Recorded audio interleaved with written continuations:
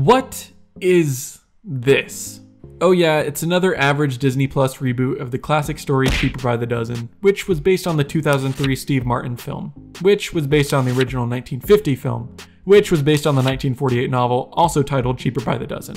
This retelling of the Baker family story starring Zach Braff and Gabrielle Union has very little to do with the other stories though. In fact, the previous stories all had 12 kids, while this story has 10 kids and 2 parents. So it's not quite the same dozen as you might think. Disney has an odd knack of grabbing any low-hanging fruit that's sure to make them some easy money, especially when it comes to sequels and reboots. Typically, they don't take as much time or effort to produce, and they're usually able to slap an easily recognizable name on the poster, so they get lots of viewers. 2022's Cheaper by the Dozen is no different for the most part, and pretty much follows the new Disney formula for reboots of classic films, while also trying to touch on a bit of social commentary in a kids movie. Anyways, we'll get to that later. For now, let's talk about the opening scene.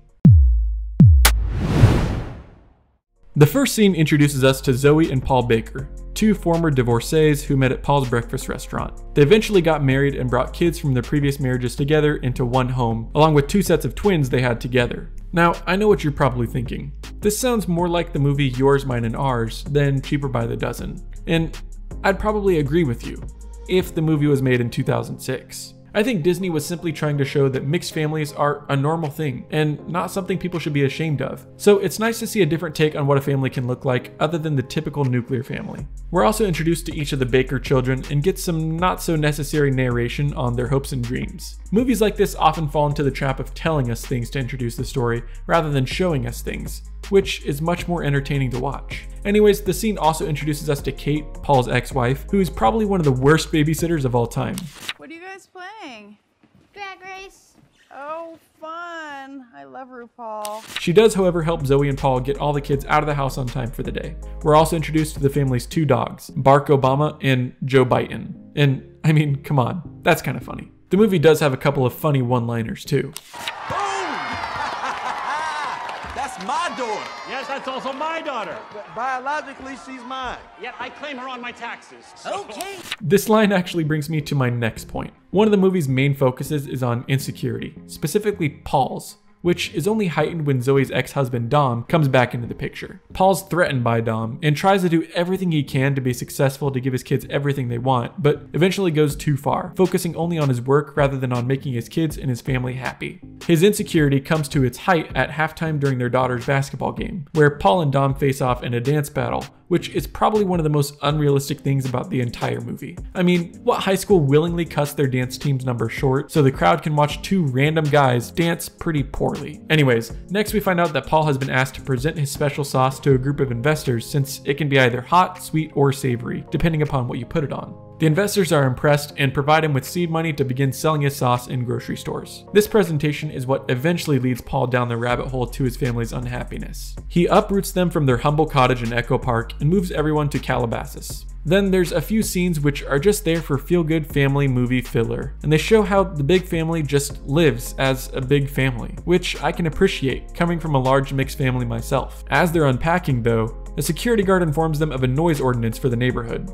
Naturally, he goes straight to Zoe, who's the lone black woman in the neighborhood. It's at this point when you start to understand one of the main messages the film is trying to get across. Kenya Barris, Jennifer Rice Genzuk, and Gail Lerner, all 3 of whom worked on the hit series Blackish, managed to sprinkle in some lessons about the complexities of racial identity in the film within the typical messages about family, understanding, and forgiveness. For instance, Zoe instructs her kids not to bring their toy guns to the pool for fear that they might be treated differently simply because of the color of their skin. And it's understood that this is absolutely not the way that people should have to live their lives. The writers did a pretty good job of intermingling this social commentary within the plot of the movie, and while some critics may say it was an unnecessary addition to the film, I think it added something which parents or other adults might appreciate in an otherwise boring family film, and it's something that many people probably needed to hear. After selling the special sauce for a while, Paul gets an opportunity to franchise his restaurant. While Zoe is hesitant, she supports his dreams, but begins to struggle to keep up with the kids. Harish is getting into fights, Deja is missing basketball practice, DJ's struggling with how to talk to girls, and Seth is struggling with just fitting in with the family.